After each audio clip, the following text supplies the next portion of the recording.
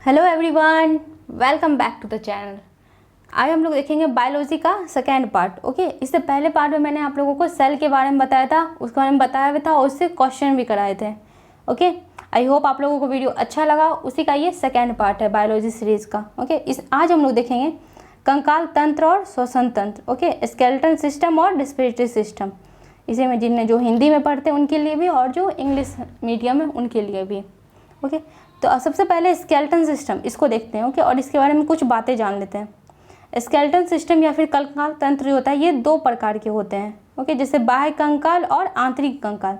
बाह्य कंकाल उन्हें कहते हैं मतलब जो शरीर के बाहरी भागों में मौजूद होता है। ठीक है, जैसे कुछ जानवर जैसे केकड़ा, तिलचट्टा, ये सब के जो होते हैं ये सब इन सब में क्या होता है बाह्य कंकाल या फिर एक्सोस्केलेटन। ओके, और इसी में एक एक्सेप्शनल भी है मतलब कछुआ। ठीक है, उसमें कछुआ में क्या होता है ना, आंतरिक तथा बाह्य दोनों कंकाल पाए जाते हैं।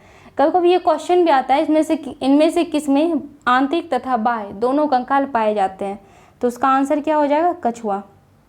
ओके, तो बाह्य कंकाल क्या होता है, ये बाह्य कंकाल जो होते हैं ये मृत कोशिकाओं के बने होते हैं। ठीक है, इनमें रक्त का संचार नहीं होता है, ये बाहर होते हैं। और ये जो होते हैं केराटिन। ओके, केराटिन एक प्रोटीन होता है, ये जो होता है इस प्रोटीन के बने होते हैं, केराटिन प्रोटीन के ये बाह्य कंकाल। ठीक है, ये जो होते हैं मेनली जलरोधी होते हैं। ओके, मतलब जो होता है जिसके द्वारा जो होता है मतलब ये जो होता है शरीर को ना जल से सुरक्षा देते हैं। ठीक है, ये इसलिए उसी तरह के जानवरों में पाए जाते हैं जैसे केकड़ा, तिलचट्टा, मकड़ी। ठीक है, इन सब में एक्सोस्केलेटन या फिर बाह्य कंकाल पाया जाता है। अब देखते हैं इंडोस्केलेटन। ओके, इंडोस्केलेटन जो होता है आंतरिक कंकाल, मतलब जो शरीर को अंदर से सपोर्ट दे। ठीक है, आंतरिक शरीर के जो अंदर के ढांचे हैं उनको वो निर्माण करे, उन्हें बनाए। ठीक है, तो आंतरिक कंकाल में ना दो आ जाते हैं, एक हो जाता है टेंडन, ठीक है, और एक होता है लिगामेंट। टेंडन और लिगामेंट के बारे में देखते हैं कि टेंडन जो होता है ना, जहाँ मतलब हड्डी और मांसपेशी जुड़ते हैं उन्हें हम क्या कहते हैं, टेंडन। ओके, हड्डी और मांसपेशी जो जुड़ता है उसे कौन जोड़ता है, उस मतलब वहाँ जो ज्वाइंट होता है उसे हम लोग क्या कहते हैं, टेंडन। और लेकिन जहाँ दो हड्डियाँ जुड़ते हैं वहाँ पे लिगामेंट। ओके, अगर हड्डी और मसल्स मतलब हड्डी और मांस ये मिल रहे हैं तो टेंडन, और अगर हड्डी और हड्डी मिल रहे हैं तो लिगामेंट। ओके, नेक्स्ट देखते हैं, ये सब कुछ इंपॉर्टेंट पॉइंट्स है, ये आप लोग याद कर लीजिएगा डायरेक्ट। शरीर की सबसे हड्डी कौन सी है, ये स्टेटस नहीं, स्टेप्स। ठीक है, जो हमारे कान में पाई जाती है, शरीर की सबसे छोटी हड्डी हो जाएगी स्टेप्स। जो होता है ये कहाँ पाया जाता है, तो ये हमारे कान में पाई जाती है।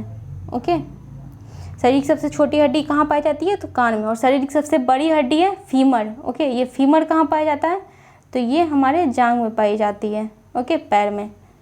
नेक्स्ट देखते हैं, सबसे कमज़ोर हड्डी कौन है। सबसे कमज़ोर हड्डी होती है कैल्विक। कैल्विक जिसे हम लोग कॉलर बोन भी कहते हैं, ये कहाँ मतलब ये कंधे पे होता है ना, जो दोनों साइड से हल्का हल्का उभरा रहता है। मैं अभी आप लोगों को मतलब हड्डी भी दिखाते जाऊंगी बॉडी पार्ट्स में। ओके, तो ये सबसे कमज़ोर हड्डी हो गए कैल्विक। और सबसे मजबूत हड्डी कौन हो जाएगी, जबड़े की हड्डी, जॉ। ओके, ये सबसे मजबूत हड्डी होती है।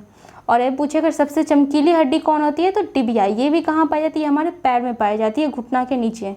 ओके, अब ना कुछ हड्डी जो इम्पॉर्टेंट हैं वो देख लेते हैं। जैसे आप लोग को देखिए यहाँ पे ये क्रेनियम। ठीक है, खोपड़ी जो होते हैं उसे हम लोग क्या कहते हैं, क्रेनियम कहते हैं, खोपड़ी की हड्डी को। ओके, और नेक्स्ट देखें तो मैंडिबल। ये जो होता है ये हमारा जबड़ा, इसमें जो हड्डी होता है उसे हम लोग क्या कहते हैं, मैंडिबल। स्कैपुला ये हाथ में होता है, ये हाथ आर्म का। ठीक है, और जो हमारा ये है छाती, ये वाला जो होता है वो रिबकेज कहलाएगा। ओके, नेक्स्ट देखिए यहाँ पे ये हाथ का ऊपर वाला जो होता है आर्म। ठीक है, इसे हम लोग इसे यहाँ जो हड्डी होता है उसको कहते हैं स्कैपुला। और हाथ में नीचे में जो होता है, नीचे वाले पार्ट में, उसमें दो हड्डियाँ पाई जाती है जिसको हम लोग कहते हैं रेडियस और अल्ना। एक होता है, ठीक है, यहाँ नहीं दिया गया है, एक होता है रेडियस, एक होता है अल्ना। ओके, और इसके बाद ये सब इसमें कुछ खास इंपॉर्टेंट नहीं है। यहाँ देखते हैं हम लोग। ठीक है, ये पैर का हड्डी, पैर में होता है फीमर। अभी बताए थे ना सबसे बड़ी हड्डी कौन सी होती है, फीमर, ये वाली, ये सबसे बड़ी हड्डी है। ओके, और ये पटेला, ये देखिए यहाँ पटेला, ये घुटने के पास होता है गोल सा। ठीक है, इसे हम लोग क्या कहते हैं, पटेला। और इसके बाद पैर में भी इसी तरह दो हड्डी होती है जिसे हम लोग टिबिया और फिबुला कहते हैं। ठीक है, जिसमें कहा गया है सबसे चमकीला हड्डी कौन सा है, टिबिया। ओके, तो ये कुछ इंपॉर्टेंट हड्डी के जगह है, मतलब ये आपको ध्यान रखने होते हैं। जैसे पूछ ले सबसे चमकीली हड्डी कहाँ पाई जाती है, तो ये टिबिया है और कहाँ पाया जाएगा, पैर में। सबसे बड़ी हड्डी फीमर, कहाँ है, पैर में। ओके, नेक्स्ट देखते हैं। अब कुछ क्वेश्चंस है, ये कर लेते हैं। क्वेश्चन में ये मैं आप लोगों को डिटेल से थ्योरी भी बताते जाऊँगी। देखते हैं, इसमें पहला क्वेश्चन कह रहा है मानव शरीर में दो हड्डियाँ आपस में कैसे जुड़ी होती है। अभी बताया मैंने कि दो हड्डियाँ वो कैसे जुड़ी होती है, तो वो लिगामेंट्स से। ओके, ठीक है, तो यहाँ लिगामेंट्स अस्थिबंध, इसे हिंदी में क्या कहेंगे, अस्थिबंध। ओके, नेक्स्ट देखते हैं। मनुष्यों में मांसपेशियों को हड्डियों से जोड़ने वाला ऊतक क्या कहलाता है। मतलब मांसपेशी जहाँ पे मसल्स और बोन ये दोनों जुड़ रहे हैं तो उन्हें क्या कहेंगे, टेंडन। ओके, या फिर हिंदी में उसे कहते हैं कंडरा। नेक्स्ट देखते हैं, एक कंडरा या फिर टेंडन किससे बनाया जाता है। ठीक है, तो यहाँ देखते हैं कंडरा ये किससे बना होता है, ये कोलेजन फाइबर का बना होता है। टेंडन किसका बना होता है, ये कोलेजन फाइबर से ये बना होता है।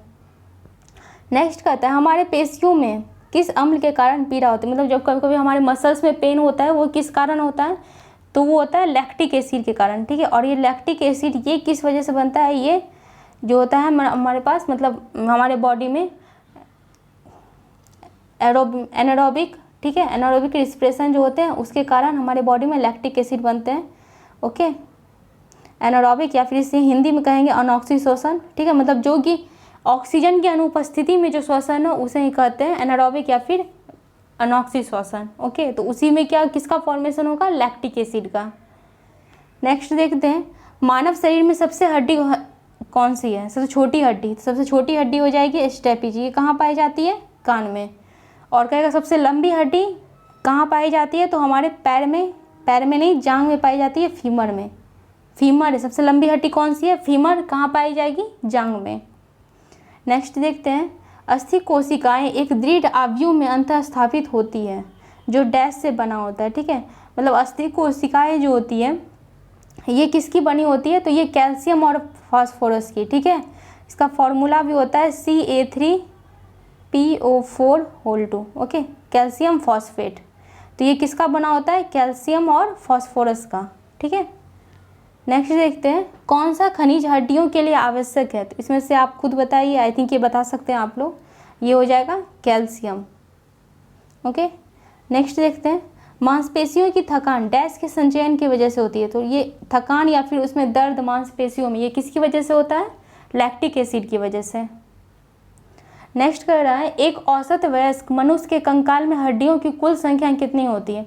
मतलब एक जो नॉर्मल यंग पर्सन है उसके में कितने हड्डी होंगे टोटल, तो 206। ओके, और बच्चों में यही कितने होते हैं, अप्रॉक्स 300-310 इसके अप्रॉक्स होते हैं।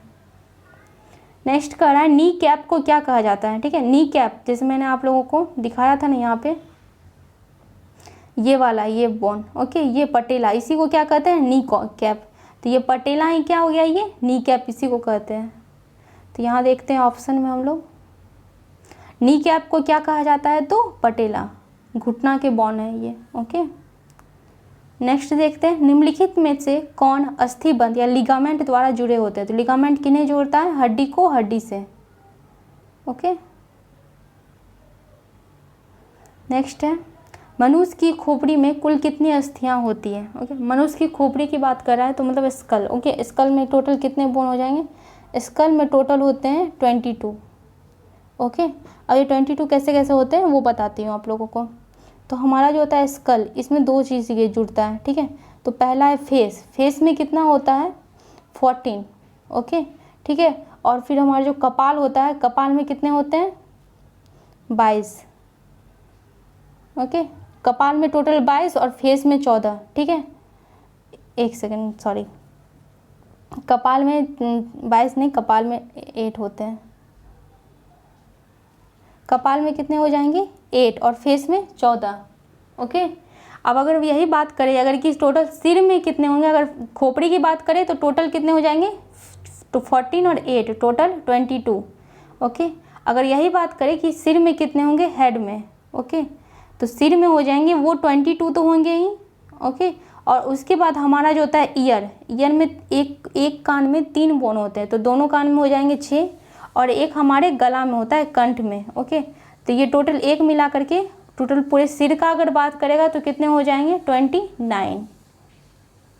ओके, तो मनुष्य की खोपड़ी में कुल कितनी अस्थियां होती है 22। नेक्स्ट देखते हैं, मनुष्य के शरीर में पसलियों की कितने जोड़े होते हैं, ठीक है, मतलब हमारा ये चेस्ट में जो बोन होता है रिब केज, उसमें टोटल कितने जोड़े होते हैं, तो 12, ओके। और टोटल नंबर ऑफ बोन्स कितने हो जाएगा, 24, अगर पेयर में पूछेगा तो 12, ठीक। नेक्स्ट देखते हैं, अस्थि एवं दंत निर्माण हेतु निम्नलिखित में से किन की आवश्यकता होती है। तो ये किसके बने होते हैं, कैल्शियम और फास्फोरस के। तो इसको बनाने के लिए किसकी जरूरत होती होगी, कैल्शियम और फास्फोरस की।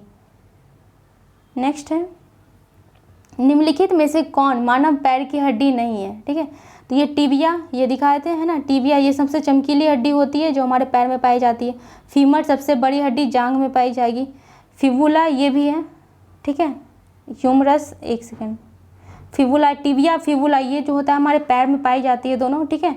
फीमर ये भी पैर में पाया जाता है। ये ह्यूमरस ये जो होता है ये हमारे हाथ में पाई जाती है ये हड्डी, ओके। ह्यूमरस, रेडियस, अल्ना, ये 3 जो होते हैं ये हमारे हाथ में पाए जाते हैं।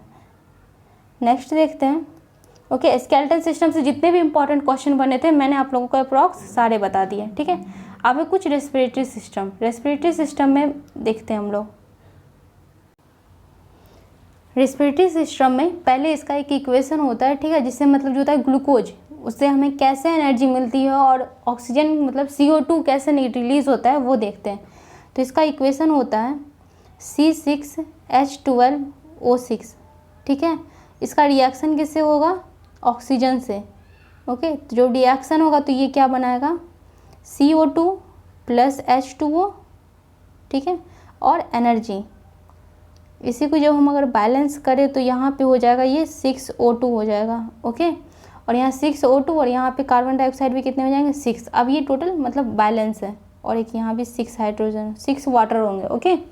तो यहाँ पे किसका फॉर्मेशन होगा, एनर्जी। तो ये ग्लूकोज होता है, C6H12O6, ये क्या है, तो ये है ग्लूकोज, ओके। ये ग्लूकोज हमें क्या टूट के देता है, ग्लूकोज ऑक्सीजन के साथ रिएक्शन करके हमें एनर्जी दे देता है, ओके। तो इसी में 2 प्रकार के, जब ऑक्सीजन की उपस्थिति में हो तो वो क्या कहलाएगा, एरोबिक, ठीक है। और जब ऑक्सीजन की अनुपस्थिति में होगा तो कहलाएगा एनारोबिक, ओके। तो पहला देखते हैं, इसमें क्वेश्चन है कि ऊर्जा उत्पादन के दौरान ग्लूकोज का पाइरूवेट में विघटित कहाँ होता है, ठीक है। तो देखिए, सेलुलर रिस्पिरेशन, हमारे बॉडी मतलब रिस्पिरेशन जो होता है वो हमारे बॉडी में जो टूटेगा कहाँ कहाँ ना, तो वो सेल में जाकर के टूटता है, ठीक है। तो उसको हम लोग सेलुलर रिस्पिरेशन भी कहते हैं। तो ये सेलुलर जो होते हैं रिस्पिरेशन, ये जो होते हैं 2 तरह के होते हैं, ओके। तो इसमें एक होता है वो साइटोप्लाज्म में होता है और एक माइटोकॉन्ड्रिया में, ओके। तो यहाँ माइटोकॉन्ड्रिया में जो रिस्पिरेशन होता है इसे हम लोग कहते हैं, ठीक है। माइटोकॉन्ड्रिया में जो होता है इसे कहते हैं एरोबिक, क्योंकि माइटोकॉन्ड्रिया में ऑक्सीजन की हेल्प से ये रिस्पिरेशन होता है, ठीक है, या खाना टूटता है। लेकिन जो होता है साइटोप्लाज्म में जो होता है इसमें, इसे हम लोग हिंदी में कोशिका द्रव भी कहते हैं। साइटोप्लाज्म में खाना ऑक्सीजन मतलब ऑक्सीजन की अब्सेंस में टूटता है, ठीक है। तो इसे एनारोबिक कहते हैं, इसे एनारोबिक रिस्पिरेशन कहते हैं, ओके। तो यहाँ आप देखते हैं कि ये जो कह रहा है कि ऊर्जा उत्पादन के दौरान ग्लूकोज का पाइरूवेट में विघटित कहाँ होता है, तो ये कोशिका के दौरान में, कोशिका द्रव में, ओके। इसका आंसर हो जाएगा कोशिका द्रव या फिर साइटोप्लाज्म। कह रहा है जीवाणुओं में श्वसन स्थल है, जीवाणु जो होते हैं उनमें श्वसन कहाँ से होता है, तो मीजोसोम, ओके। नेक्स्ट कह रहा है मनुष्यों में पाया जाने वाला श्वसन पिगमेंट क्या है, मतलब इंसान में किससे श्वसन होता है, तो हीमोग्लोबिन, ओके। नेक्स्ट कह रहा है निम्नलिखित में से छोड़े गए श्वास में डैश शामिल होता है। तो हम लोग श्वास छोड़ते हैं उसमें हाइड्रोजन ये नहीं होता, हीलियम, जलवाष्प, नाइट्रोजन। तो इसमें से ये सब नहीं, इसमें से क्या हो जाएगा, नाइट्रोजन। हम लोग जो सांस लेते हैं उसमें भी क्या होता है, नाइट्रोजन होता है, और जो हम लोग छोड़ते हैं उसमें भी क्या होता है, नाइट्रोजन होता है। अब यहीं पे एक और इम्पॉर्टेंट चीज़ है वो देख लेते हैं, ठीक है। जैसे हम लोग सांस लेते हैं और सांस छोड़ते हैं, तो यहाँ पे हम लिख देते हैं इनहेल, एक सेकेंड, ओके, इनहेल, और यहाँ हो जाएगा एक्सेल, ठीक है, एक्सेल मतलब सांस लेना और सांस छोड़ना। इसमें जो होता है वो O2 कितना हम लोग लेते हैं, 21%, ओके।